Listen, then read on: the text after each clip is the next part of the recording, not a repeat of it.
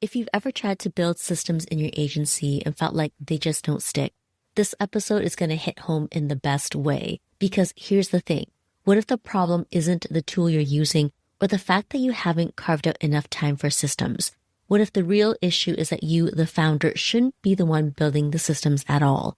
Today, I'm joined by David Jenyns. He's the entrepreneur behind Systemology and the author of the new book, Systems Champion. We're digging into some uncomfortable truths about why systems fail, why AI won't magically save your ops, at least not yet, and what it really takes to build a business that runs without you being in the middle of everything.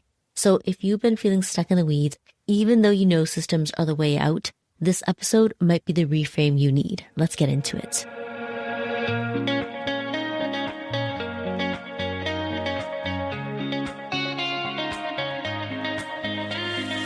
Welcome to the Small But Mighty Agency podcast. If you want to grow an agency to 7 figures and beyond without working more hours in your business, you're in the right place. I'm your host, Audrey Joy Kwan. I know what it takes to build an agency, including supporting an agency owner in selling and exiting. I also have a master's degree in communications, specializing in organizational development. My team and I have worked behind the scenes of multiple 7-figure agencies and have coached and consulted with over 150 agency owners. All this to say, when you join us on the Small But Mighty Agency podcast, you get real-world experience and practical tips that help you work less, earn more, and lead with integrity. So let's go.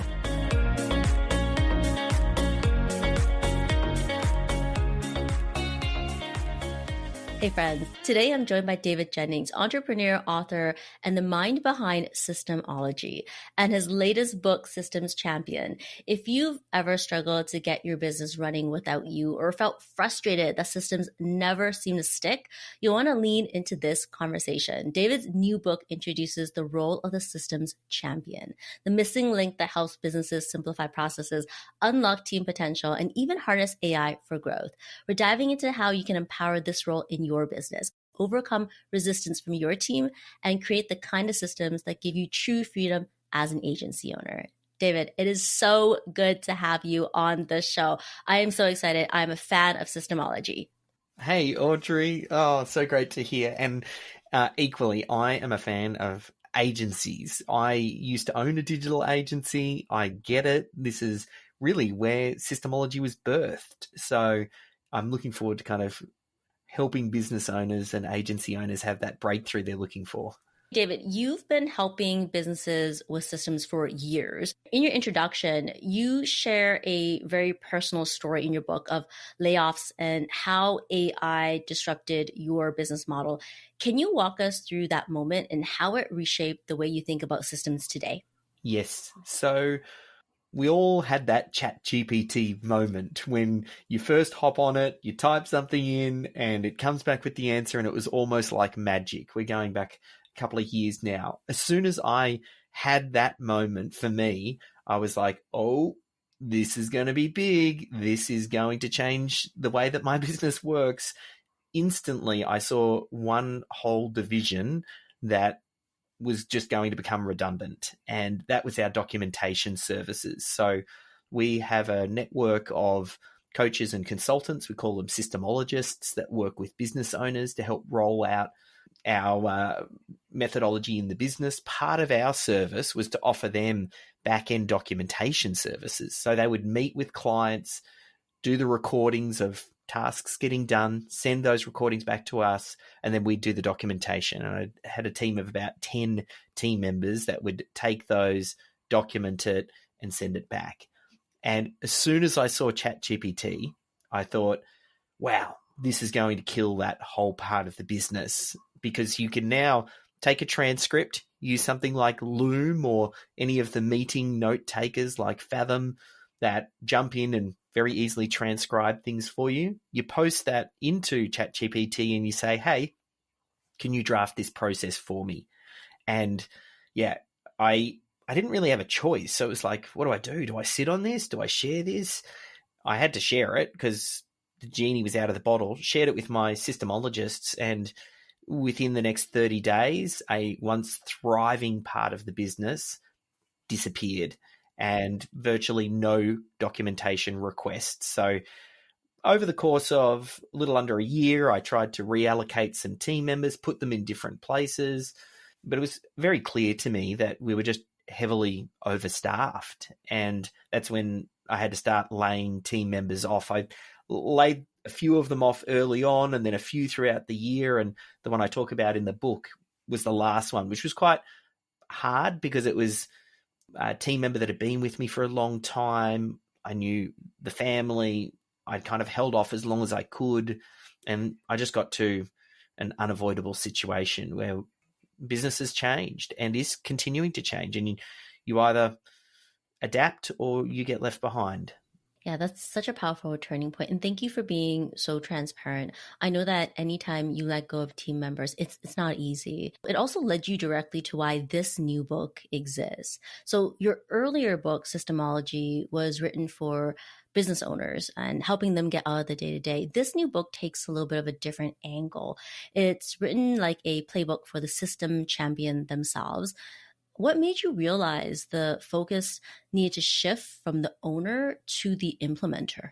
Having seen many businesses try and some fail at rolling out Systemology, I was really looking for the common element. And it always comes back to the business owner. The business owner wants this. I've never had a discussion with a business owner where we haven't agreed that systems-driven businesses aren't better businesses. Like they always are. They deliver better outcomes for everybody, for clients, for staff, for the business owner, for the bottom line. So understanding that they're better, then I ask the question, well, what's the difference between those that make it work and those that don't? And the business owner's busy and systems and processes are always important, but they're never urgent. So the business owner never finds time to do it because it's always the important, urgent stuff that gets their attention. And this is something that needs to be worked on over a longer period of time. And then you get this compounding effect that happens by putting good system in place after good system. And then I started to look at, there's a common element here with some of my standout clients. Like I've got some really awesome case studies, everything from people taking their first holiday in 5 years to selling their business to just operating infinitely more efficiently. And then I was like, they all have someone who's not the business owner whose job it is to help drive systems culture, to do the documentation, to meet with the team, to bring it up front and center. And then I was like, I mentioned it briefly in the Systemology book, but then I almost wanted to apply the 80-20 to Systemology. And I said, if there was one lesson that is the biggest leverage point out of that book and everything that I've learned, it's this. It's having someone in this role that the business owner empowers and supports is just a game changer. Oh, so good.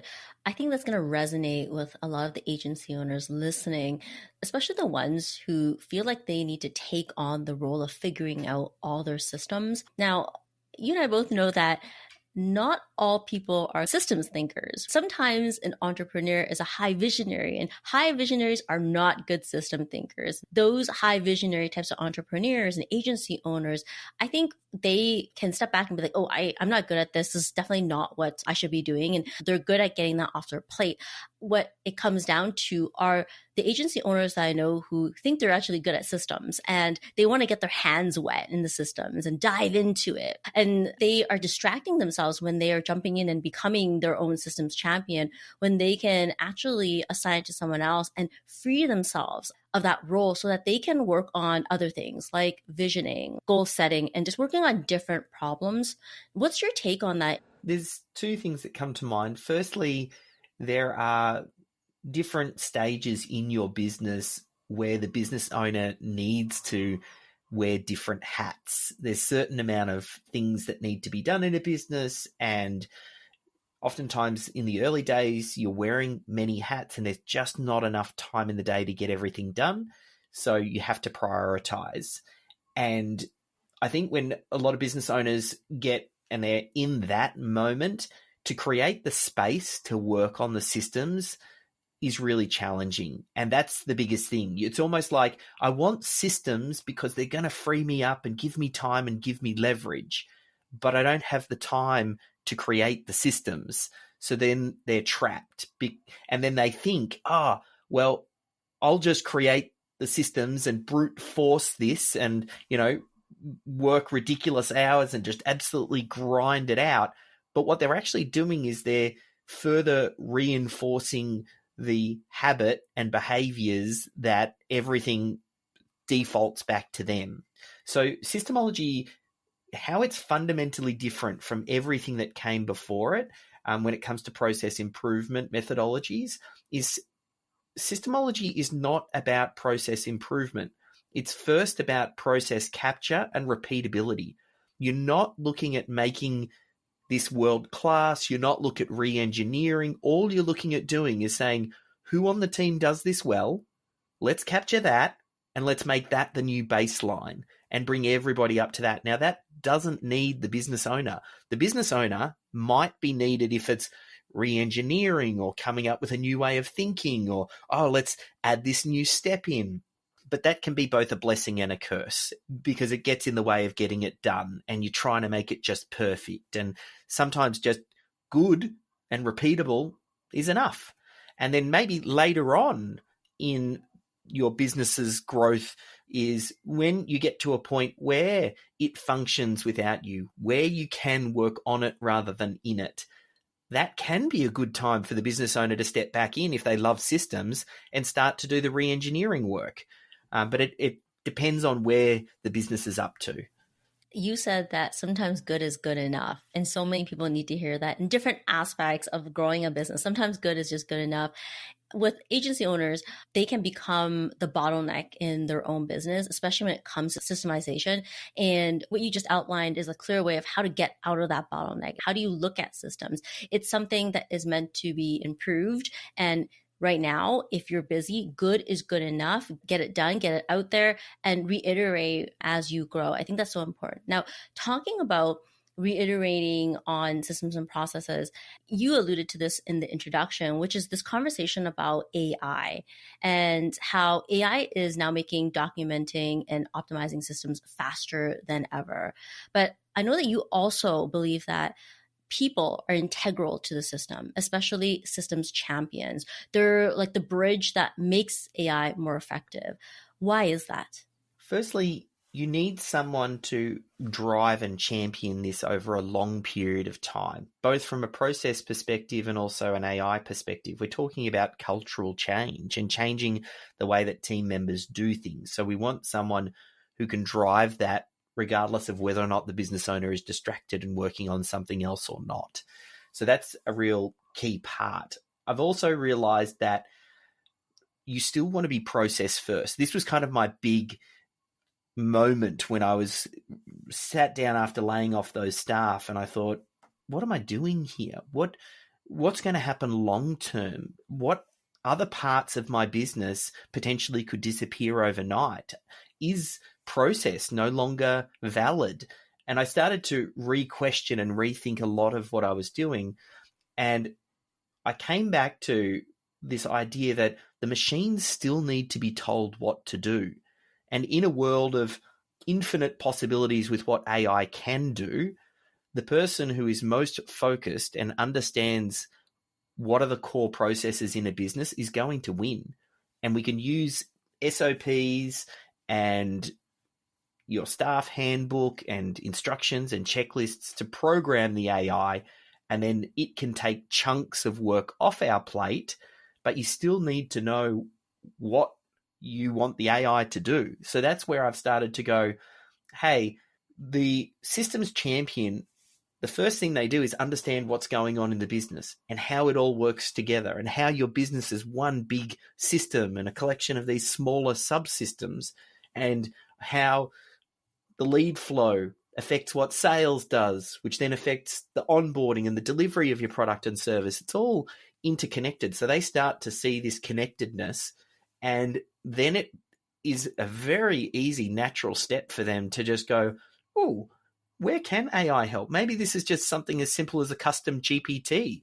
We can load in an SOP and add in some pre-training material, and we can ask it to take a meeting transcript from a client and draft up a reply, and that works in a custom GPT. Okay, well, now we can re-engineer step number 5 in our process and replace that whole chunk. And it's very easy for them to do. And sometimes you might even be lucky and find a technical systems champion where they might even go the step beyond, and then they can start to look at some of the workflow type AI solutions that can also complete multi-step activities. Yeah, I think that really aligns with a lot of the conversations I have with agency owners and what AI can and can't do right now at the time of this recording. AI right now is a good companion for certain activities. Marketing is a great example. So if we look at agency owners who are doing marketing, sure, they're using AI to supplement their efforts, but there's a higher level of thinking, the high strategy part when working with clients that AI just doesn't have right now. It doesn't have that context that the agency can bring with it. And so that resonates in what you're sharing in the world of systems, where there still requires a human that understands how to connect all the dots. And if you don't understand how to connect all the dots, we've all seen it. AI can hallucinate quite greatly. And when it hallucinates, in the case of systems, you're throwing the entire organization off without a checkpoint there to figure out, hey, is this how we actually want the system to run? Rather than being told by an AI, this is how it should run. Those are two different types of perspectives. And with a business, you definitely want to have the word that you call it as a systems champion, someone who knows the business well enough that can understand, does this actually make sense? Just because AI pumped it out doesn't mean that it makes sense. So I think that's just an important distinction. Now, if the systems champion role is critical, the next question is, who's the right person to step into it in an agency space? Yeah, depending on where your business is at, you can look internally or you can look externally. I've seen both work. Generally, some of the best systems champions I've seen are junior team members that are generally trained on the technical work.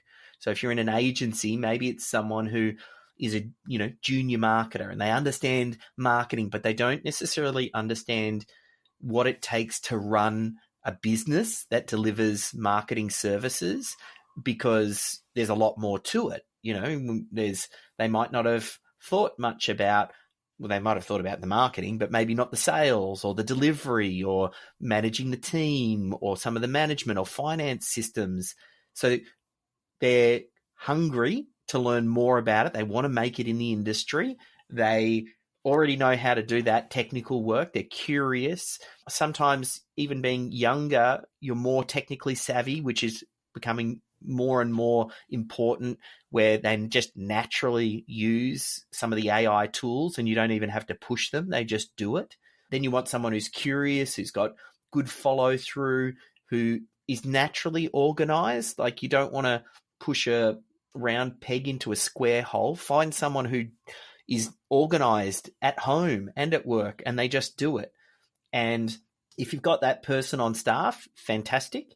If you don't, you can recruit for it. I've also seen people go for return to work mum or dads, and they hire as a part-time role someone who might have experience in the corporate world, but they want flexibility now, and they've worked in organizations, larger organizations that might, other agencies that had process in place, so they already get some of it, and then they can step into the role for, sometimes it's 6 months, 9 months, just depending on how long and how much space you give the team member to do it. And the systems champion you have today might not be the systems champion that you have in 12 months or 24 months, but you just want to get started and get something in place. So I'd first look at, is there someone with a little bit of capacity on your team? Because that's the other big thing. They have to have capacity. Generally,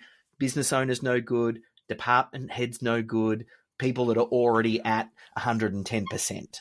Do you feel that when you hire a systems champion that you have to train them, or should they come with the skill sets that are already there and can just plug right into your business and step into the systems champion's role? It's not really a role that is talked about or known. This is like a new role that I'm really carving out, because it's systems champion and AI. And so we have seen some clients that have been lucky where they've recruited someone and said, oh, we're wanting to roll out Systemology in our business. And they've said, oh, I've read the Systemology book. And that's worked really well to kind of get them going. Some base level understanding of process or being naturally organized is welcome, but not necessary. There's, as I said, it's never been easier to systemize now with a lot of the AI tools. And yes, I think that's partly why I wrote the Systems Champion book. Like, it's supposed to be the instruction manual for them. And I think just the right person and that Systems Champion book will have a pretty good shot at sort of starting to get a lot of things in place for the business owner. I love that. I love hearing that.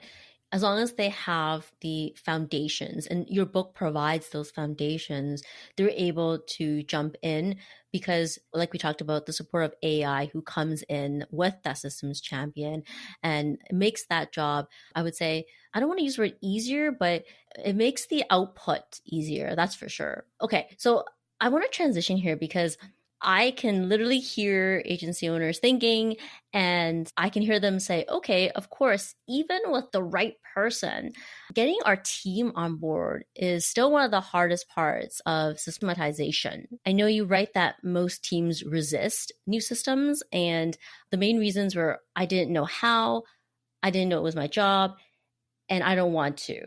So how does a systems champion overcome these? Yeah. The first thing that we want to do is remove those excuses as much as possible. So if you have a process on how to do something and then your team member says, well, I didn't know how to do that thing. If we have a link to that system that's never more than one click away in the task that's been assigned to the team member, they can't really say that because you're kind of like, well, we have a system and it's linked here and these are my expectations. Then equally, and I know a lot of agencies have project management platforms in place. I mean, we used and still do Asana. There's ClickUp and Monday and Trello and 50 million other ones. It doesn't really matter what you use as long as you've got something. And the key is for the, I didn't know it was expected of me. You just want to make it very clear through your project management who is doing what by when, and very open and transparent and out in the open where the whole team can see it. That helps to remove that. So a big part of what the systems champion does, it's not that they are the cop or they're the enforcer, but rather they're putting all of the foundations in place so that it's easier to manage the team members, and then whoever's doing the supervising can step in. And well, that doesn't become an excuse. And really all that leaves then is I don't want to, which depending on how it's positioned, I mean, someone's there and paid to do a job. All of that resistance will happen up front with your existing team. So another big piece we talk about, once you get over that first hump of your existing team, a lot of people have never thought about recruiting people who will fit into a systems culture. So just choosing the right people up front. I always remember someone said to me, and it stuck with me, they said they were asking some business guru, what's the secret for motivating your staff? And the guru said, hire motivated staff. And it stuck with me. And I thought, what's the secret for getting your team to follow systems? Hire people who are systems driven and people who follow systems. And it just makes sense when you hear it. And that's okay down the line. And we need to think about our recruitment and onboarding strategy. But again, the challenge is always the first bit. It's your existing staff, and agency owners have some of the biggest challenge because they're creatives. And a lot of people in an agency feel like they're doing creative work. So that's really where the challenge is that you need to address first. I love the simplicity of what you just shared. That being, hire people who see the importance of systems. Because if someone does not see the importance of systems, it's like this analogy. You can't put someone on a ladder and be behind them and continually shove them up the ladder. If you leave, they will fall. And so, same analogy here. If you hire people who really believe in systems and the value of systems, you'll naturally build a culture around it. And I think you're absolutely right. with agency owners, it's a norm that agency owners do not view their business as a system. It's normal that agency owners view their business as a creative entity where they want to have flexibility and they want to make sure that they're not kind of enclosed in this box. Sometimes systems can feel that way, but any agency that's looking to grow past a certain revenue number, well, at some point in time, you've got to take systems really seriously. And part of that conversation is about that culture shift that has to happen inside the agency. Now, with a systems champion, let's say they come into an agency and perhaps that agency doesn't think of systems as part of their culture. Do you think that's part of their role as well, too, is shifting that culture inside? Yeah, that's one of their primary roles. And the way I like to think about it is, imagine you were in a court of law and you needed to prove beyond a shadow of a doubt that your business was systems driven. What evidence could you produce? Now, it's the job of the systems champion to plant as much evidence as they can, whether that's posting in Slack and letting everybody know about a team member that created a new system and got a great win, or mentioning it on team meetings, or having a bonus for the team member that had the best improvement of the system over the week. There are plenty of different ways to encourage and celebrate the right behavior. And that's really what you also want to be thinking about.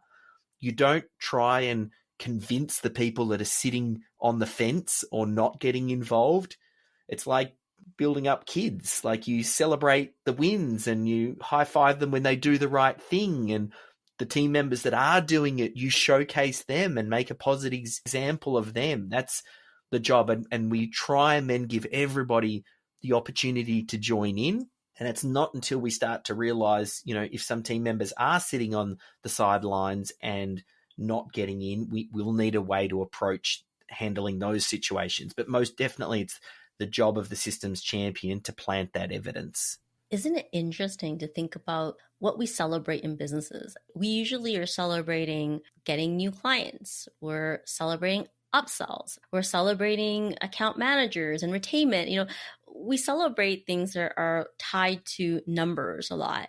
And it's unique to hear you say, and I think absolutely rightly so, that why aren't we celebrating systems? Because without the systems behind it, some of those things could never happen or even be achieved. Also, this mindset shift with business owners of what they celebrate and what they bring up in their meetings and what they highlight as important. In the book, you share this moment where 10% improvement, I think you shared that 10% improvement across 4 areas resulted in about 30% profit growth for a business. So for service businesses like agencies, can you explain how these small systems improvements lead into these bigger wins? So I learnt this from a guy called Brad Sugars, and I believe he also borrowed from Jay Abraham, and he came up with, as a classic marketer from way back when. And it's all this idea about how compounding works.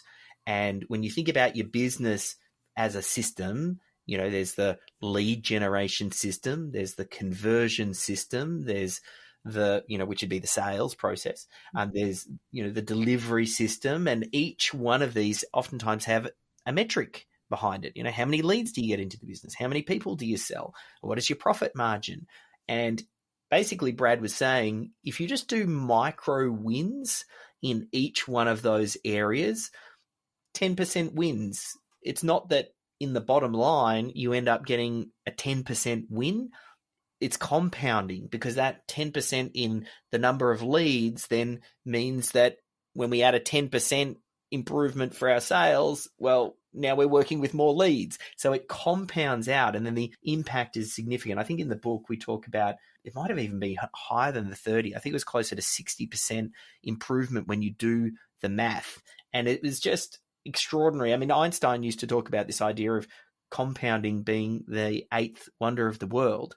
And I see systems and improving your systems as the secret to compound growth, because each system that you add into your business creates a little bit of extra saving of time and money. It reduces a little bit of waste, and it's only a little bit, And that's why you don't notice it, the first 1, 2, 3, 4, 5, 10 systems. But if you do this long enough over a period of 12 to 24 months, then the compounding effect starts to kick in and everything starts to affect itself. I heard the word compound and immediately my brain goes to compound interest. And I think, well, wait, that takes like years to happen for investing money and watching it compound. But I like what you clarified there that, hey, in a business, 12 months to 24 months, just little bit of incremental wins in your systems begins to really add up. And I think what stops people from really digging deep into systems is that it can be overwhelming. It can feel like, oh my gosh, this is a gigantic task that has to be taken on and it's going to take forever. And I think what you shared there is really important. 12 months may seem long to some, but think about the change that you could make in 3 months. And maybe that change is like, I don't know, 4%, right? But across the year, that 4% is going to compound into 8% and then 16%. And by the end of the year, that's when you might get the 32%. And that's what we're really after. Yes. That's just so exciting to hear that just a little bit makes the biggest difference. So it brings us perfectly to where I kind of want to wrap this up, which is actually looking ahead. Do you see systems champions, the role in itself, evolving into something bigger across the next 5 to 10 years, especially with the rise of AI? Yeah. Look, I have seen it before that great systems and AI champions have evolved into operations managers. So I can definitely see the demand for this role increasing with AI.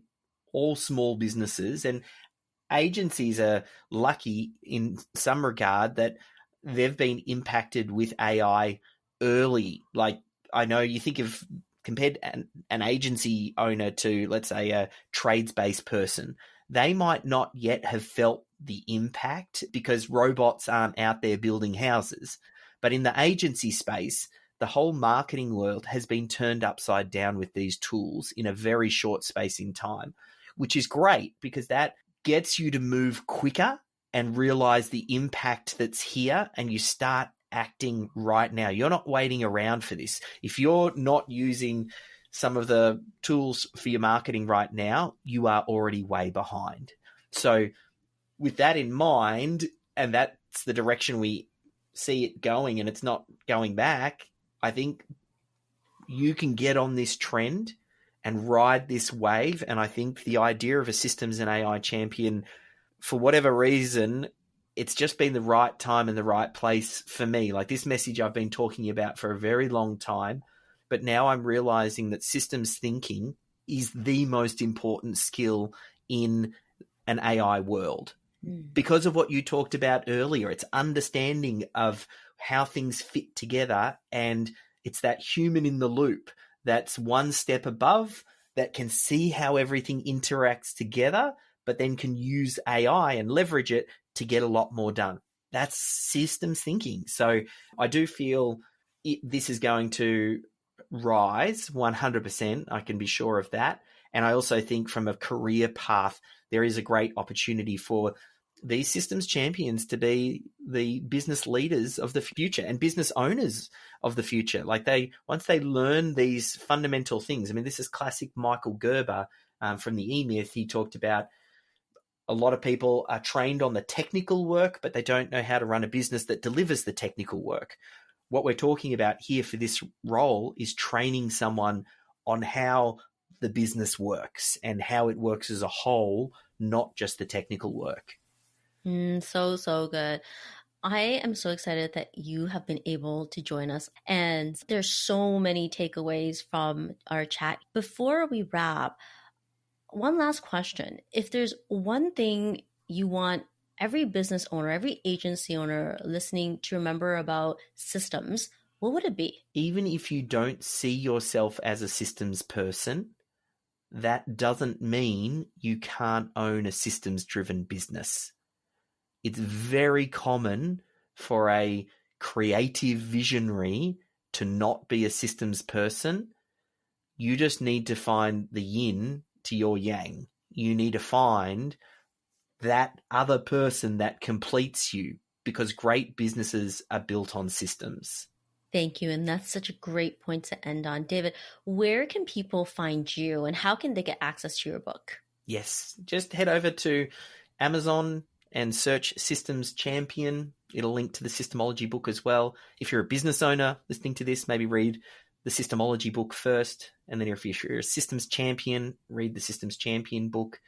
And then just my website, systemology.com. There's a link to lots of different resources, everything from a podcast to YouTube to those things as well. Thank you so much. Pleasure. Hey, thanks for hanging out with me at the Small But Mighty Agency podcast. If you enjoyed this episode, it would mean the world to me if you hit the follow or subscribe button in your podcast app and share it with a friend. I'll see you on the next one.